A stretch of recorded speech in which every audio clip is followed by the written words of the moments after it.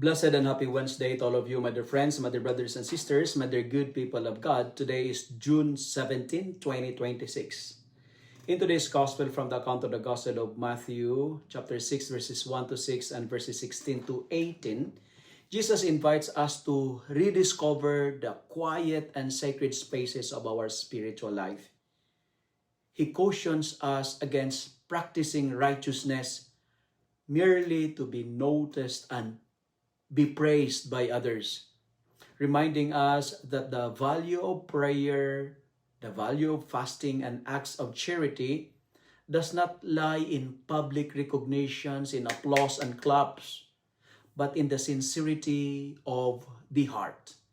In a world that often measures worth by visibility, by applause, rewards, and approval, Christ calls us into the hidden sanctuary where only God sees. The Father who sees in secret knows our struggles. He knows our sacrifices, our tears, and the countless acts of love that no one uploads. There are prayers whispered in darkness of sleepless nights, silent sacrifices offered for family and ministry, and unseen acts of kindness done without expectation of reward or recognition. These hidden offerings are precious before God because they are born not from the desire to impress, but from a genuine love that seeks Him alone. Holiness often forged in ordinary moments of fidelity, in choosing to forgive when no one notices, serving without recognition, fasting without complaint, and of course, praying without performance. Jesus in today's gospel teaches us that authentic discipleship is not about appearing holy or pretending to be holy before others, but about belonging wholly and totally to God. The deeper our relationship with the Father, the less we need the world's applause. Remember that, my dear friends. For His loving gaze becomes enough.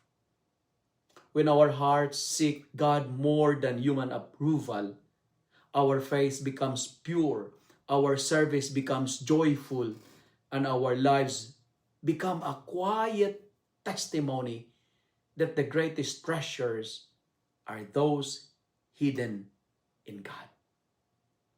Let me end my reflection with 3 S as my conclusion in today's gospel. The first S, sincerity. My dear friends, brothers and sisters, let our prayer, fasting, and generosity flow from a heart that truly loves God.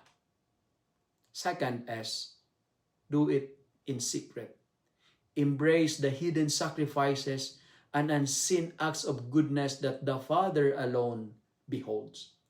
And the final S, steadfastness, meaning to say, remain faithful in doing what is right, trusting that God's reward surpasses every human recognition and rewards. Friends, brothers and sisters, let us live for God's approval, not for the world's praise and applause. Pray, give, and observe fasting or charity, but do it with sincerity, in secrecy, and in steadfastness. If you love and like this reflection, kindly share it with your friends, share it with your family, make the Word of God viral so that many will be blessed. Amen.